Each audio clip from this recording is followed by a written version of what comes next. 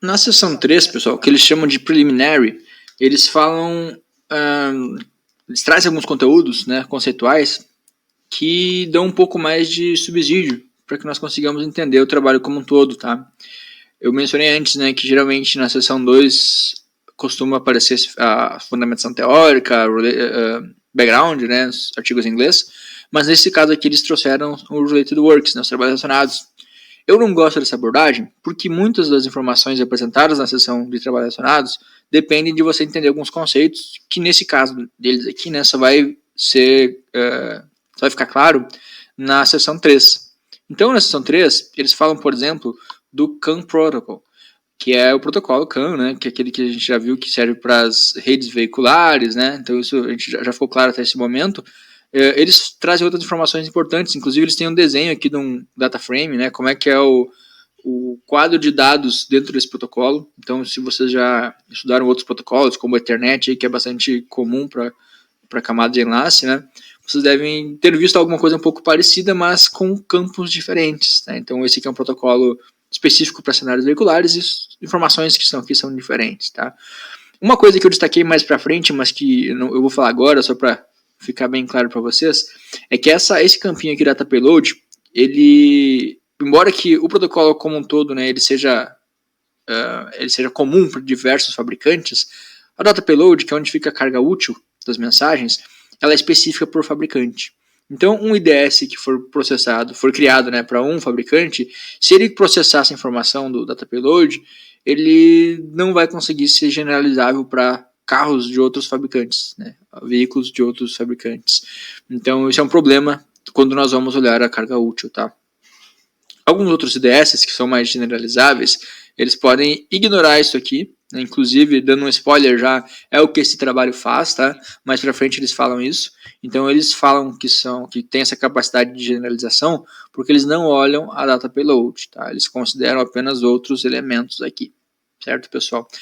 Além da data payload, né, e do protocolo CAN, nós temos outros conceitos que são importantes, né? Daqui dentro nós temos também essa CAN ID, né, que esse é um exemplo clássico, né, de como seria importante ter visto isso antes de ler Related Works, né? Tinha um trabalho que ele era específico, né, e está aqui no lado ainda, ele era baseado, olha só, em sequência, né, de IDs. Então ele usava essa sequência de IDs para enfatizar a transição entre diferentes valores, né, de identificações.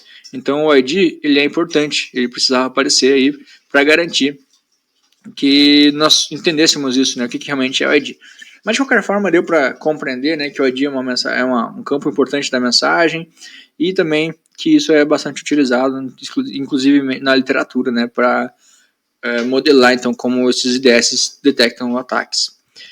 Então percebam que a sessão vai ter várias informações relevantes, como o ID, como o ECU, como o CAN, né? ECU, o que é ECU? É Electronic Control Units, né? Então são unidades de controle eletrônicas que são basicamente os hosts, digamos assim, que nós temos dentro da nossa rede CAN. Depois a gente vai ter uma topologia ali que vai ficar um pouco mais claro, né, de forma gráfica, mas aqui ele já está dizendo que o CAN, né, essa rede, ela utiliza uma topologia de barramento, onde todos os ECUs eles se conectam, né, a um backbone comum. Nós vimos também na sessão anterior, né, ou na sessão 1, agora não estou lembrado, que esse protocolo, né, o CAN, ele funciona através de broadcast. Então a gente já está conseguindo montar aqui, né, as pecinhas, sabendo que cada ECU, que funciona como host, né, uma unidade ali isolada, se comunica com as outras ECUs através do broadcast, ou seja, uma mensagem que sai de um ECU chega em todos os outros ECUs, mesmo que aquelas ECUs não sejam os receptores, né, que deveriam realmente receber aquela informação. Ou seja, ela chega inclusive nos hosts que não necessitam daquela informação. Então isso obviamente, né, é um problema aí de segurança, de privacidade. Considerando, é claro, que nós podemos ter uma ECU aí que é maliciosa, tá? Então olha só, pessoal, tem um monte de informação aqui, né? Eu não vou ler todo o trabalho para vocês, senão, né, não faria sentido eu estar gravando o vídeo para sintetizar. Mas vamos ver então o que nós temos de importante aqui. Algumas coisas importantes que ele fala aqui é que não tem autenticação, a gente já tinha visto antes, né? Então até vou deixar em vermelhinho, olha só. Lack of authentication. Então, uma ECU ela pode se passar por outra ECU. Ela pode mandar uma mensagem dizendo, olha, eu sou a ECU aqui do motor, ECU aqui de outro local do veículo, e mandar mensagens enviando comandos, enfim, né, se passando por outro. Então, já que não tem autenticação, se nós tivermos um dispositivo, né, um ECU comprometido ou um ECU falso, ele pode se passar pelos outros. Tá? Além disso, nós temos outros problemas, né, que é, por exemplo, a questão do DOS, né, pintando de vermelho também. O que acontece? A ECU ela tem essa coisa de enviar mensagens com seus IDs, né? E o CAN Protocol, né, o protocolo CAN, ele prioriza mensagens que têm ID menores. Então, quanto menor é o ID, mais rápido essa mensagem vai ser entregue. Se uma ECU comprometida, né, se um atacante estiver conectado nessa rede, ele pode inundar a rede com várias mensagens com ID 1, por exemplo, né, o ID bem baixinho, que vai fazer com que essas mensagens sejam priorizadas, né, e as mensagens legítimas que deveriam estar sendo enviadas com outros IDs diferentes, né, IDs originais, elas não seriam priorizadas e não seriam transmitidas, né, então um ataque de negação de serviço poderia fazer isso, tá? Além disso, né, tem outros modelos de ataque que, por exemplo, uma situação onde o atacante tem a capacidade de sequestrar uma ECU e usar então esse barramento com ataques mais baixo volume, né, que é o que é o core desse trabalho aqui, né, os ataques low volume. Então são ataques onde a quantidade de mensagens vai ser transmitida num intervalo menor, né, intervalo maior, quer dizer, né, um volume menor, na verdade, e isso vai ficar um pouco mais invisível, tá? Para o nosso atacante. Né? Para o nosso atacante não, né? Para o nosso IDS. O atacante vai enviar mensagens de forma mais invisível para o IDS. Tá? E aqui ele fala um pouquinho mais dos frames, né? Que nós vimos naquela figura que ele jogou lá em cima. Então, olha só. Uma ECU, né? Ela compreende, né, vários componentes, além do ID, né? Que é o início do frame, start of frame, que é o SOF, data length code, né, o código de comprimento de dados, data payload, que eu falei para vocês, né, já o que é, cyclic redundancy check, que é parecido com a internet. Nós temos então o CRC, que ele serve para verificar se tem algum erro, né, naquele protocolo. Então ele serve como parecido com a ideia do hash, né? Você consegue ver se tem alguma coisa ali fora de ordem, se foi modificada, tá? Então esse campo ajuda nisso. Tem o acknowledgement, né, que é o nosso ACK. Tem o end of frame, que é o EOF, tá? Então tem uma série de informações e quando a gente começa a falar de detecção de intrusões, você deve me lembrar, né, que toda essa informação aqui ela tem cara de quê? De feature, né? Ou seja, ela é um recurso que pode ser usado pelo IDS para detectar quando tem alguma coisa estranha acontecendo. Como é que eu distingo entre uma mensagem normal e uma mensagem maliciosa? Basicamente, nós vamos olhar dentro da mensagem quais são as informações, porque o atacante, né, ele não vai simplesmente enviar mensagens, ele vai enviar mensagens com algum propósito, e esse propósito vai escancarar, assim, né, então, dentro da mensagem, qual é a diferença daquele ataque para uma mensagem normal, certo? Às vezes ele pode, inclusive, não mexer nesses campos, né, mas só enviar várias mensagens, e aí o próprio ID, né, poderia nos revelar que tem IDs duplicados e assim por diante, tá? Então tem coisa que a gente consegue ver. Percebam que o ID ele identifica um frame unicamente, então cada ID ele é único, né, para o seu frame. Então, além disso, né, esses outros campos eles dizem onde começa, onde termina o frame, o que contém dentro da mensagem, né, que é o nosso campo de dados lá no data payload, né, e o CRC, né, como eu falei, para checagem de erros. E o ACK confirma o recebimento, né, dessa mensagem, e o EF envia, dizendo que aquele frame acaba ali, certo? Então é uma marcação que tem nesse sentido. E pessoal, então aqui eles estão falando aquilo que eu já adiantei para vocês antes. Ó, enquanto que o CAN é público, né, ele tem informações públicas, a mensagem que vai dentro da data payload, tá, a semântica daquela mensagem, ela vai diferir entre fabricantes, né, e ela não é pública, né, então é um protocolo proprietário, um protocolo proprietário não, né, é um conhecimento proprietário que vai estar dentro daquele protocolo, naquele campo específico. O protocolo como um todo é público. A informação que vai ali dentro, ela é proprietária e ela tem uma semântica que só quem vai conhecer é o fabricante. Então isso, né, às vezes vai dificultar uma análise, né, para o IDS, porque ele não sabe o que significa o que está ali dentro, tá? Beleza? Bom, pessoal, então o que eles fizeram nesse trabalho aqui para lidar com isso foi criar uma metodologia que eles extraem, né, algumas features espaciais ou temporais, que é o que eles chamam, sem requerer, né, um conhecimento prévio daquela payload. Então, eles ignoram simplesmente aquela payload. Tá? Isso é bom porque permite essa generalização. Né? Então, se eu não estou preocupado com a payload, que é específica para o fabricante, esse IDS serve para qualquer fabricante. Essa é a parte boa. A parte ruim é que se um atacante estiver atacando especificamente essa payload, injetando alguma coisa ali maliciosa ali dentro, isso não vai ser detectado por esse IDS. Obviamente eles não vão falar isso assim, né, porque é um ponto negativo. Eles podem daqui a pouco assumir, falar que tem uma limitação. Um bom trabalho, pessoal, um trabalho honesto, né, geralmente ele costuma mostrar suas limitações, mas ele não chama tanta atenção, ele não escancara isso, tá? Então ele vai tentar sempre puxar a brasa para o assado dele, ou seja, ele vai tentar mostrar os pontos positivos, né? Ele vai dizer, olha, a gente consegue, né, generalizar, esse protocolo é genérico, esse DS aqui ele consegue funcionar de forma genérica, isso é bom.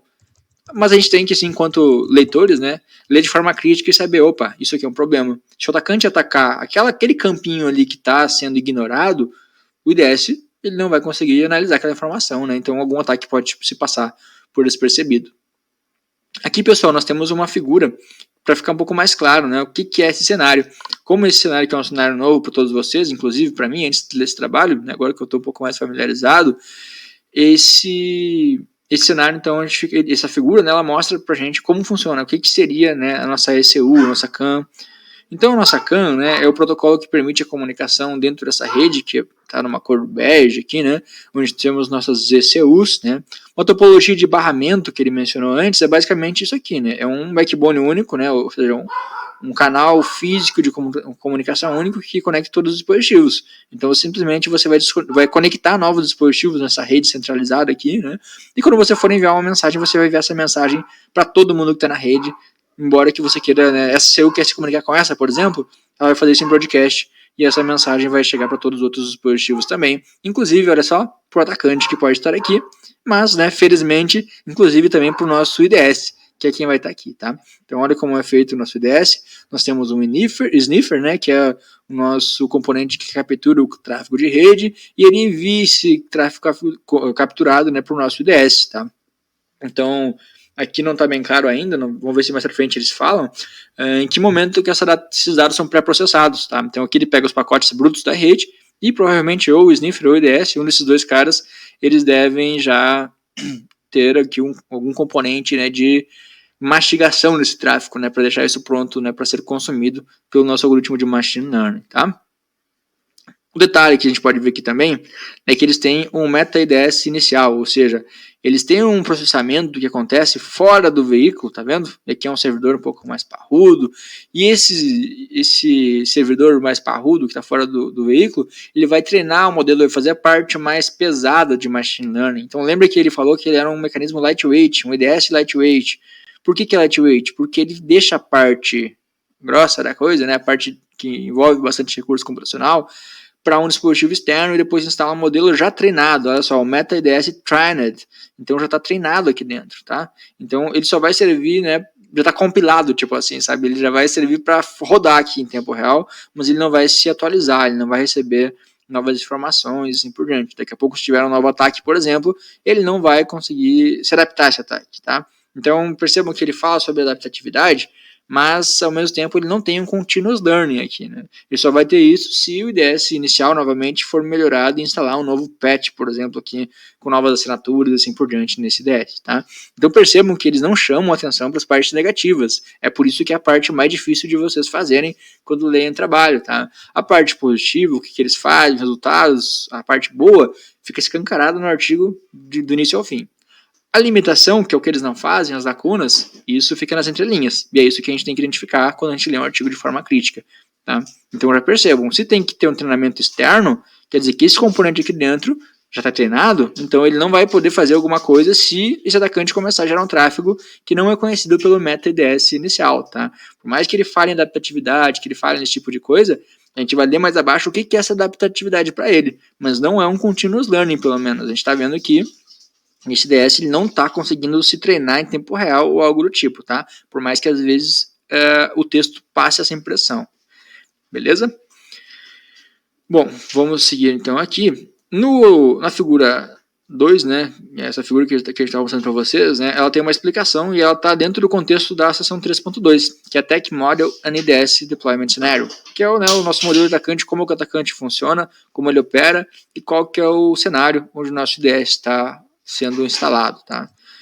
Então, na figura 2, né, que já mostrou isso, ele mostra todo esse contexto, né, fala das ECUs, fala, né, que o atacante ele vai geralmente explorar alguma vulnerabilidade. Ele está falando em sem fio aqui, inclusive, olha só, então, né, não está claro nesse momento como é que esse atacante chega ali, né, mas ele está falando que ele pode ganhar o controle de uma ou mais ECUs, então o atacante pode comprometer esses ECUs aqui através de alguma comunicação sem fio. Então, embora que nós tenhamos um barramento físico aqui, né, que dê a entender que há um cabeamento, né, alguma coisa do tipo, ele ainda está falando sobre o meio sem fio, tá? Então, fica no ar, por exemplo, né, que pode acontecer algum acesso remoto a esses ECUs via alguma tecnologia wireless, tá? Ou ainda, né, via acesso físico, tá vendo? E aqui ele fala, né, o ODB2, tá? Que como também não tenho conhecimento mais profundo na área automobilística, eu também não sei o que é esse ODB2. Então, se eu precisar entender o que é esse ODB2, eu vou ter que clicar nessa referência 39 e aí ler isso com calma, tá? Olha só, nós aqui somos especialistas em IDS. Nós não temos a obrigação de conhecer todos os domínios, tá? Então, toda vez que você vai instalar um IDS num domínio diferente, você vai ter que buscar informações novas, né? Se você for contratado, por exemplo, para projetar um IDS para sistema automobilístico, você vai ter que fazer esse mapeamento de domínio, você vai ter que entender quais são as informações importantes, quais são as ameaças para esse cenário, aquilo que a gente viu lá nas nossas aulas anteriores, né? Então, nesse caso específico aqui, né, as nossas potenciais vulnerabilidades, elas podem vir do meio sem fio, né, como a gente já está vendo aqui, ou, né, do meio físico, né, que é acesso direto físico. E aí, obviamente, né, se nós fôssemos propor um IDS para essa área, né, para nós conhecermos um pouquinho mais os ataques, de duas uma, né, ou a gente vai ler a literatura para ver o que os IDS fazem, como é o caso desse trabalho aqui, ou, né, ou seja, complementarmente ou alternativamente, nós vamos também ler esses trabalhos, como esse ODB2 que tem na referência 39, para nós entendermos um pouco mais como é que funciona esse acesso físico. E a partir daí a gente vai poder fazer modelos de ataques mais robustos, tá? Nesse caso aqui, nós já estamos lendo os modelos de ataques que já foram pensados, tá? Então a gente está assumindo que esse leitor aqui, ele conhece o que ele está falando aqui, né, o ODB2, e conhece também o meio sem fio, e ele sabe que isso pode ser uma maneira, ou melhor, duas maneiras, do atacante chegar até a rede, tá? E aí ele fala aqui, né, sobre algumas situações, né, que o atacante ele pode, então, comprometer, tomar o controle, né, de uma ECU, começar a mandar mensagem, ele pode fazer ataques do tipo spoofing, que ele está falando aqui, tá vendo, ó? Spoofing attacks, tá? Então, nesse caso aqui do spoofing, né, o que é o spoofing? Basicamente, ele vai enviar mensagens falsas, né, vai injetar mensagens ali, onde ele vai mascarar, né, vai personificar, impersonate, outras ECUs. Então, ele pode, por exemplo, mandar uma mensagem com o ID, né, de uma ECU diferente, tá? Uma ECU que não é aquela original. Então, as outras ECUs, elas vão receber mensagens achando que estão falando, né, que estão sendo alertadas, ou enfim, estão recebendo a informação de uma ECU, enquanto aquela ECU pode ser, na verdade, outra ECU, tá? Então, esse é o ataque de personificação. É o ataque, graças, né, à falta de autenticação que nós temos aqui, um ECU pode se passar por outra ECU. O que é ECU? Né? É basicamente esses nós aqui. É como se fossem os hosts, tá? Numa rede tradicional. Na rede veicular, as ECUs são esses componentes aí que se comunicam, então eles que são os hosts ali, digamos assim, tá?